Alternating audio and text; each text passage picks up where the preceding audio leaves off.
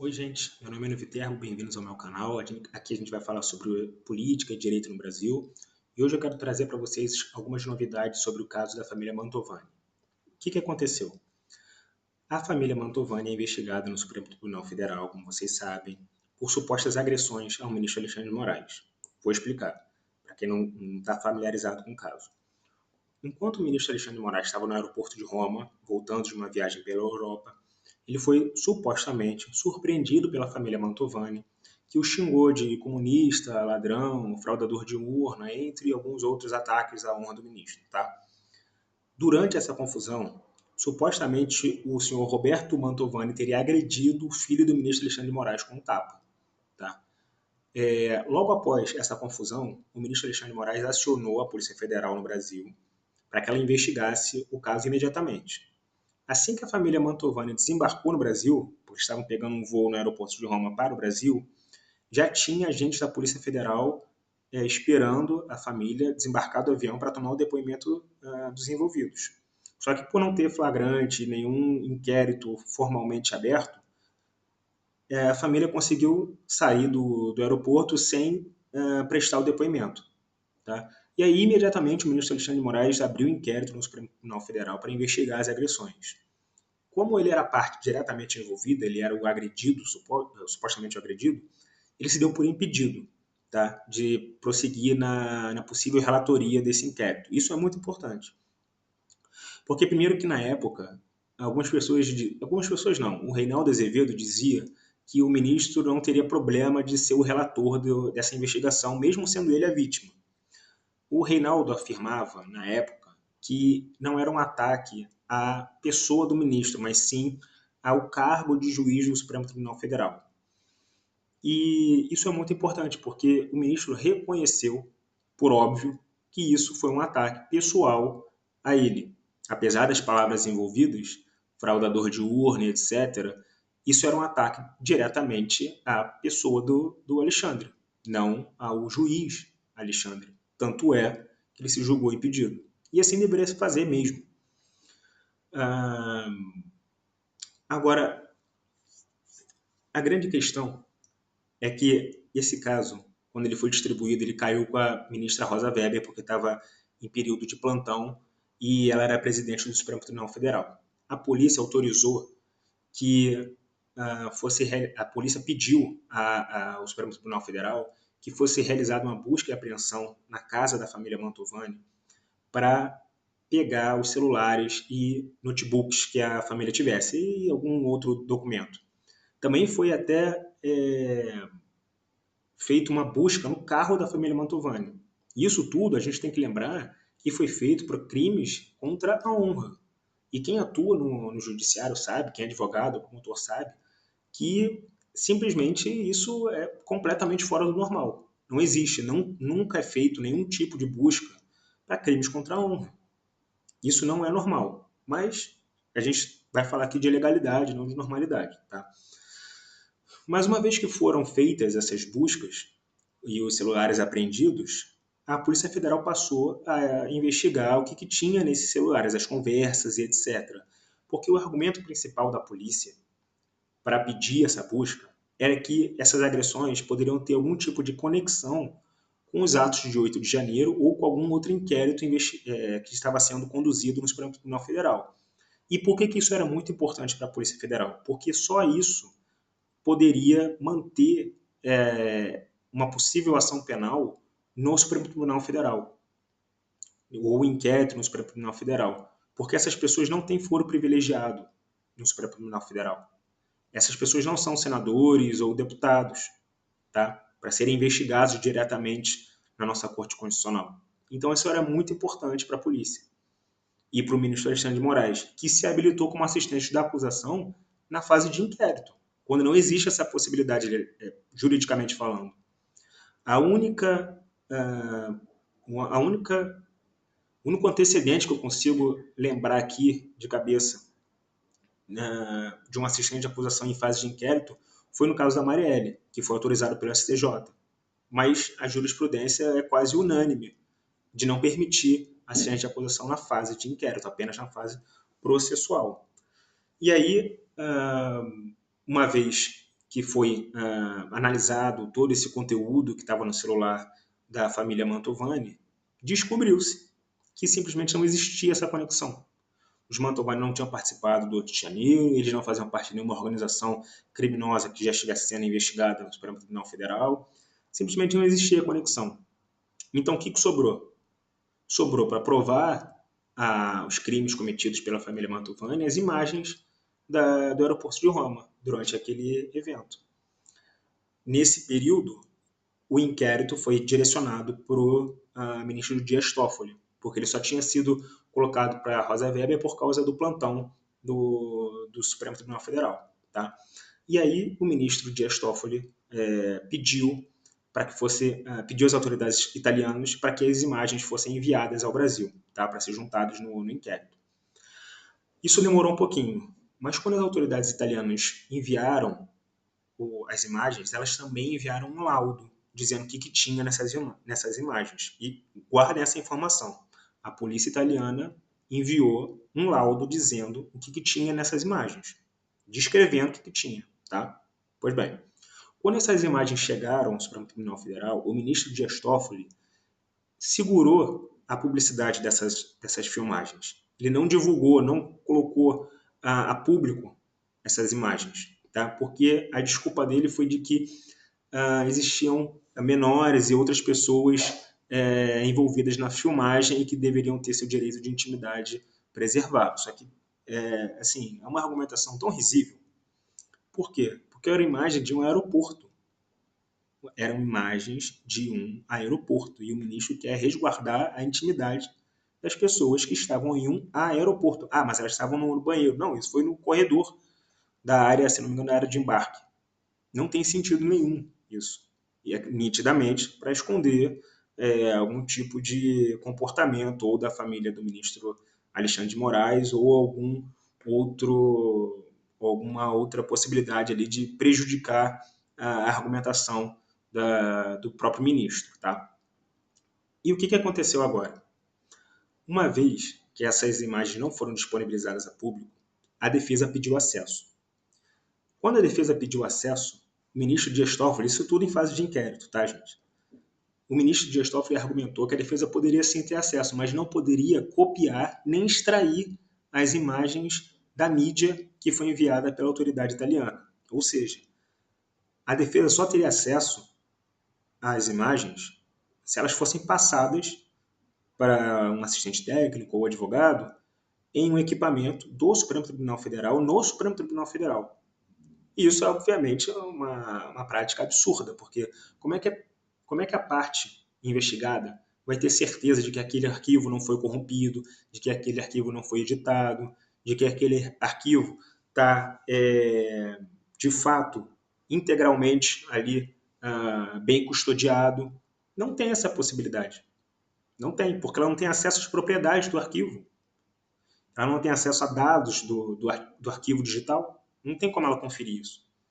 Tá? Mas, enfim, a parte pediu, o ministro indeferiu, a parte recorreu e o plenário manteve a decisão do ministro Dias Toffoli. A Ordem dos Advogados do Brasil entrou no caso e pediu para que fosse deferido o acesso às imagens. Isso foi, se não me engano, na semana passada. Pediu para que fosse deferido o acesso ao arquivo das imagens, tá? Para as partes, porque isso, obviamente, fere a prerrogativa do advogado, fere o direito à ampla defesa, etc. E tal.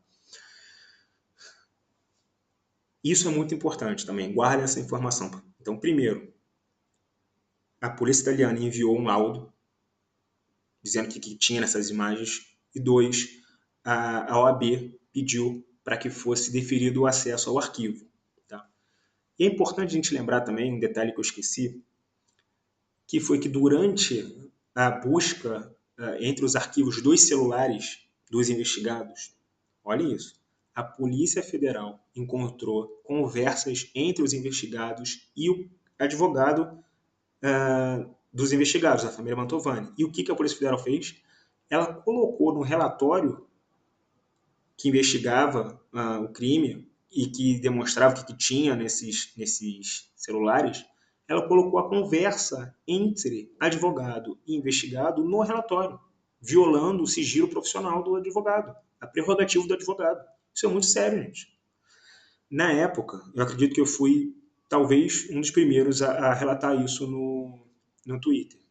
E isso teve um grande impacto. A Ordem dos Advogados peticionou, no caso, explicou a situação para o ministro, do absurdo, etc. e tal. O ministro Dias Toffoli determinou que fosse retirado qualquer menção à conversa entre o advogado e o investigado dos autos. Mas nenhum policial foi responsabilizado.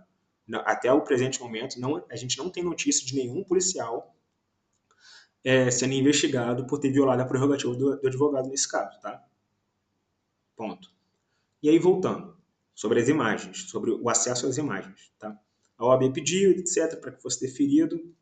Até agora não temos resposta do ministro sobre esse pedido da OAB. Mas durante esse período, ontem, surgiu na mídia a informação de que os peritos da defesa, os assistentes técnicos da defesa, tinham feito uma análise do conteúdo das imagens no Superior Tribunal Federal, assistindo o vídeo. E aí, eles chegaram numa conclusão, gente, de que foi alterado o arquivo.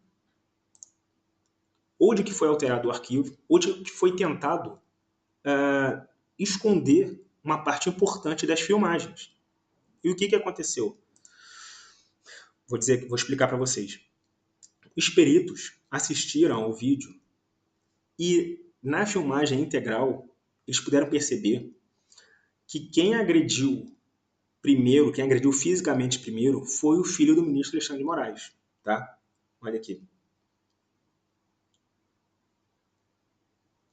As imagens, isso aqui faz parte do relatório dos peritos. As imagens não continham referências temporais, timecodes que permitem uma avaliação cronológica dos acontecimentos, segundo o laudo. Os peritos Maurício Tadeu e Ricardo Molina dizem que houve uma curiosa falha na numeração desses frames, duplicando imagens e suprimindo a cena real do vídeo que teria sido omitida. Além disso, a qualidade dos frames disponibilizados no relatório não seria compatível com a qualidade vista nos vídeos do aeroporto de Roma. A suposta cena, isso aqui é muito importante, que teria sido suprimida, mostraria um tapa na nuca dada por Barsi de Moraes, filho do ministro, contra Mantovani antes da suposta reação do empresário de levantar o braço, atingindo o óculos do filho do ministro. A reação foi classificada no laudo como instinto de defesa e a acusação de agressão de Mantovani Filho contra Barsi questionada. E aí, eu vou lembrar para vocês, lembra que eu disse que a polícia italiana enviou um laudo sobre o conteúdo das imagens? Nesse laudo, a polícia italiana disse exatamente a mesma coisa, de que foi o filho do ministro que agrediu fisicamente o senhor Roberto Mantovani Filho. E aqui eu postei isso no Twitter, o Deltan fez a gentileza de dar os créditos. Vou passar para vocês. Vem aqui no trecho para não ficar dúvida nenhuma. Quem postou aqui foi o Enio Viterbo. Ele postou, Enio Viterbo, crédito para ele aqui no X, antigo Twitter, e ele posta o trecho aqui. Eu joguei esse trecho aqui no Google Tradutor para ficar simples aqui para a gente acompanhar em conjunto. E olha aqui, em 18:39:12 foi detectável, aqui está dando o horário do vídeo, foi detectável o único contato físico digno de nota, ocorrido entre o Roberto Mantovani e o filho da personalidade, o filho do Alexandre de Moraes. Na circunstância, este último, ou seja, o filho do Alexandre de Moraes, o Alexandre Barsi, provavelmente exasperado pelas insistentes agressões verbais recebidas, que tinham sido noticiadas, mas nunca foram confirmadas porque os vídeos não têm áudio, agitou os braços com o membro superior esquerdo, tocando o pescoço do antagonista, ou seja, tocando o pescoço do Roberto Mantovani, que ao mesmo tempo realizou a mesma ação com o braço direito, provavelmente ali numa reação de defesa, impactando levemente os óculos do Alexandre Barsi de Moraes. Tá tudo aí, gente. Já. Isso aqui, gente, é muito importante pelo seguinte, isso demole a narrativa montada pela Polícia Federal. Tá? E o que é importante aqui? Nesse caso, existe uma clara manipulação do processo penal contra a família Mantovani. Lembra que eu disse para vocês que as imagens foram envolvidas e foram suprimidas do público? Então, por que elas foram escondidas? Porque elas não têm áudio. Essas imagens, quando elas chegaram e todos ali envolvidos no Supremo Tribunal Federal pensaram que isso ia demonstrar claramente o crime da família Mantovani, isso gerou um banho de água fria. Por quê? Porque num crime contra a honra, você precisa ter algum tipo de materialidade, assim, no sentido de você conseguir comprovar que aquelas agressões, aquelas expressões utilizadas, ou a calúnia, a injúria ou a difamação, você precisa ter uma comprovação de que isso de fato ocorreu, tá? Uma testemunha, tá? Uma gravação ou alguma coisa nesse sentido. A única suposta comprovação de que isso teria ocorrido era o depoimento das próprias vítimas, contra a palavra dos supostos agressores. Tá? E como a gente sabe, no processo penal, na dúvida, é pró réu, né? Geralmente. Né? Então, assim, se não tem prova nenhuma, como essa família ia ser condenada por crimes contra a honra? Não tinha como. Daí, vejam, notem a cronologia do caso. Daí, a Polícia Federal fez um primeiro relatório, né, na qual ela dizia que era simplesmente impossível indiciar os envolvidos pelos crimes ali que eles estavam investigando, porque as imagens não tinham o áudio, então não tinha como comprovar que o ministro foi xingado por alguma coisa. A única coisa que eles disseram que poderia ser feito era responsabilizar o Roberto Mantovani Júnior, o filho, por essa agressão ao filho do ministro Alexandre de Moraes, que foi um tapa que teria derrubado ali os óculos do filho do ministro. Só que o perito da família, ao assistir o vídeo, e a polícia italiana disseram que quem agrediu primeiro foi o filho do ministro. Ou seja, mantida dentro desse cenário, mantida ali todas as provas que tem dentro desse inquérito, não teria como responsabilizar a família Mantovani. Só que aí o que aconteceu? O ministro Alexandre de Moraes, não vou aqui colocar a culpa no ministro, mas alguém ligado ao ministro Alexandre de Moraes vazou para a imprensa de que o ministro estaria muito irritado com esse relatório da Polícia Federal, esse primeiro relatório que disse que não era possível indiciar por crime contra a honra só por injúria real, que era essa suposta agressão. Tá? Que o ministro estaria muito irritado com isso. Tá? E aí, gente, a PGR não aceitou essa conclusão da Polícia Federal. A PGR é representada pelo Paulo Gonet, que foi indicação do próprio ministro Alexandre de Moraes ao presidente Lula. Vamos deixar isso bem claro. Paulo Gonet, e aí basta você entrar no Google e colocar Paulo Gonet, Alexandre de Moraes, Lula. Você vai ver. Essa indicação surgiu do ministro Alexandre de Moraes e do ministro Gilmar Mendes. Tá? Foram os dois que indicaram esse nome ao presidente Lula. Tá bom? E aí o PGR não aceita essa conclusão da polícia e manda que a polícia faça um novo relatório. Tá? Um novo relatório não, desculpa, manda que fosse realizada alguma outra diligência. Tá bom?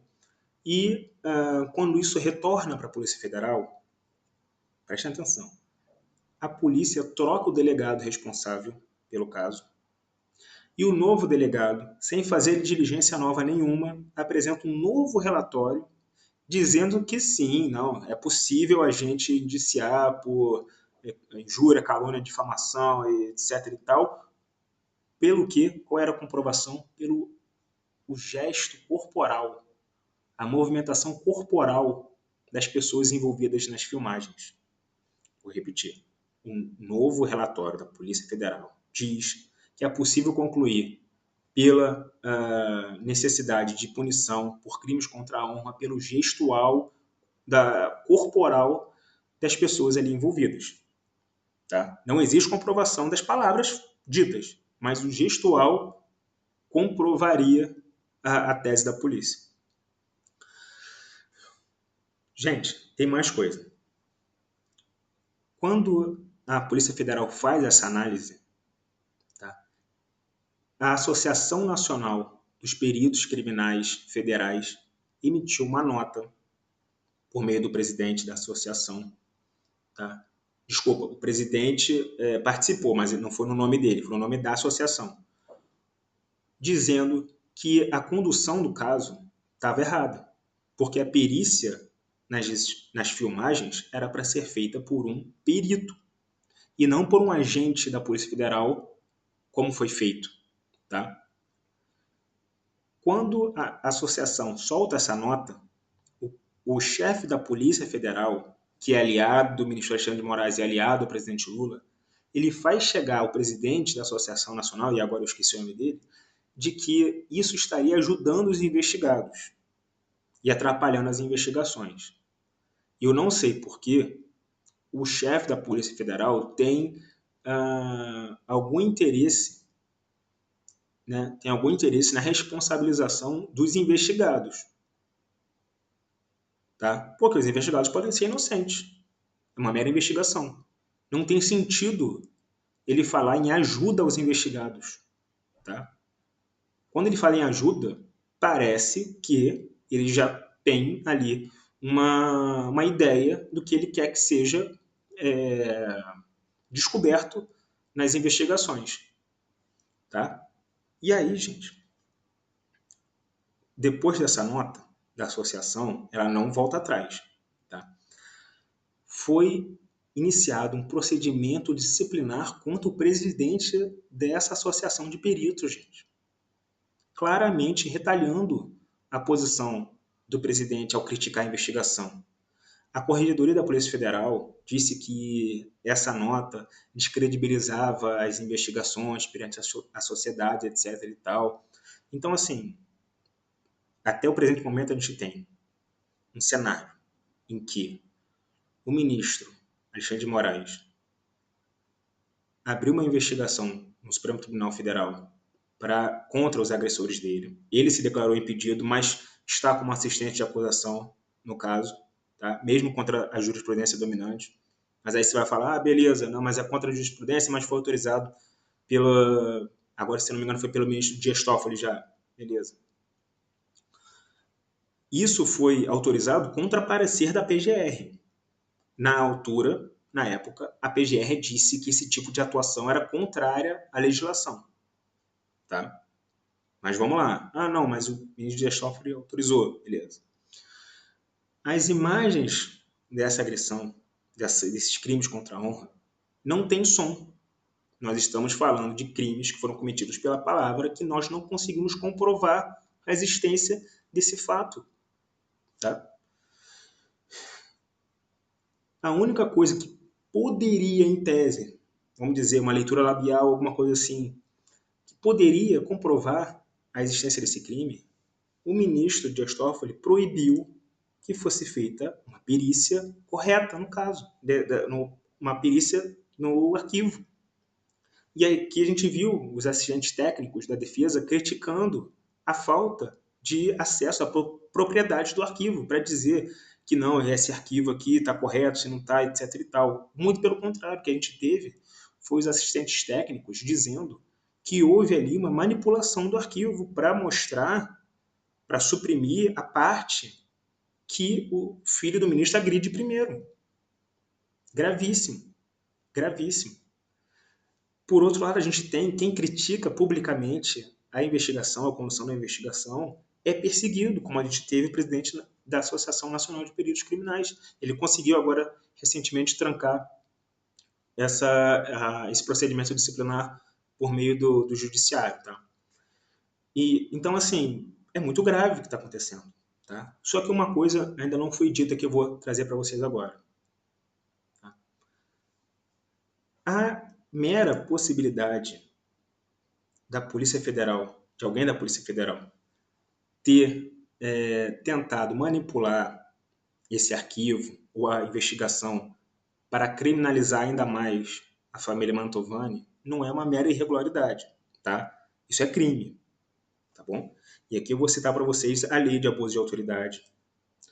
Todo mundo pode pegar, pode jogar no Google. Lei 13.869, setembro de 2019, artigo 23. Isso eu não postei no Twitter, vocês estão vendo agora pela primeira vez. Vou ler para vocês o artigo. Inovar artificiosamente no curso de diligência, de investigação ou de processo, o estado de lugar, de coisa ou de pessoa, com o fim de eximir-se de responsabilidade ou de responsabilizar criminalmente alguém ou agravar-lhe a responsabilidade. Pena: detenção de 1 a 4 anos e multa. Parágrafo único. Incorre na mesma pena quem pratica a conduta com o intuito de, vou ler o inciso 2, omitir dados ou informações ou divulgar dados ou informações incompletos para desviar o curso da investigação, da diligência ou do processo. Então, foram omitidos dados, tá, pela Polícia Federal, pelo que a gente notou aqui do laudo do assistente técnico. Tá? Foi alterado o estado de lugar, de coisa, de pessoa, tá? Inovação artificiosa, porque simplesmente foi modificada a cronologia dos acontecimentos pela Polícia Federal, porque no relatório ela diz que quem agrediu primeiro foi o Roberto Mantovani Filho e não o filho do ministro Alexandre de Moraes. Essa agressão do filho do ministro simplesmente não é narrada em momento algum no relatório da Polícia Federal e nenhum dos dois relatórios da Polícia Federal. Então existiu uma inovação ali. Tá? A cronologia foi simplesmente distorcida e isso é crime. Aqui, artigo 23, a lei de abuso de autoridade. Só que essa lei, gente, a lei de abuso de autoridade, ela simplesmente caiu no esquecimento no Brasil. Ela não é utilizada, tá, por ninguém. As pessoas têm medo de denunciar as autoridades por causa dessa lei. Tá? Então, assim, o que a gente tem nesse caso é muito grave. A PGR denunciou os envolvidos, tá, pelos crimes de injúria, etc. e tal. Essa denúncia é uma das mais fracas da história da República, tá? Porque a denúncia é baseada no gestual corporal de crimes relacionados a crimes contra a honra. Não existe outra comprovação do desenvolvimento do caso. Tá? Agora, a defesa pediu novamente acesso. Tá?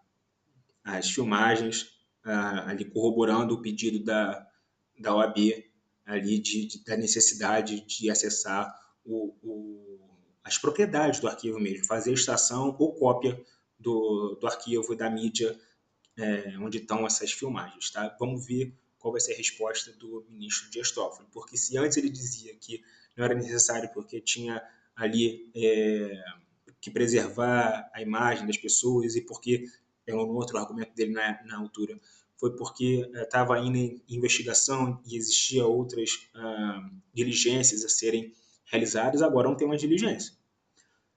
E qual que é a outra situação? Nem o relatório e nem a denúncia justificam a competência do Supremo Tribunal Federal no caso. Tá? Não existe essa justificativa. O ministro Alexandre de Moraes, como vítima, não tem foro privilegiado no Supremo Tribunal Federal. E a família Mantovani não tem senador ou deputado. Tá? Não é presidente da República, não tem ninguém que tenha foro lá. E não tem nenhuma conexão com algum fato que esteja sendo investigado no Supremo Tribunal Federal. Tá? No limite, quem defende essa investigação na Suprema Corte, quem defende essa investigação lá, poderia dizer, não, pode ser investigado aqui, mas quando for ação penal, a gente envia para a primeira instância. Isso não foi feito. Isso não foi realizado. Foi oferecida a denúncia, falta agora decidir se vai ser aceita ou não. Então, assim, o caso é repleto de barbaridades jurídicas. Eu vou atualizando vocês à medida do que for acontecendo, tá? Então é isso, gente. Fiquem ligados aí para os próximos vídeos. Eu vou continuar acompanhando esse caso. Eu trago sempre novidades aqui para vocês relacionadas a esse caso, que acho que representa muito do que está sendo realizado hoje no Supremo Tribunal Federal, das inovações de interpretação do Código de Processo Penal, do Código Penal, que o ministro Alexandre de Moraes tem feito, tá? Então é isso. Se inscrevam aí no canal, ativa o sininho, dá like no sininho, dá like no canal, faz aí o que tiver que fazer para você continuar recebendo essas informações, tá? Então, é isso, gente. Até a próxima. Um abraço.